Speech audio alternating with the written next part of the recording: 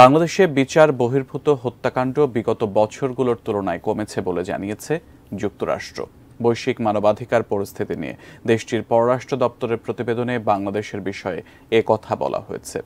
যুক্তরাষ্ট্রের স্থানীয় সময় সোমবার এই প্রতিবেদন প্রকাশ করা হয়।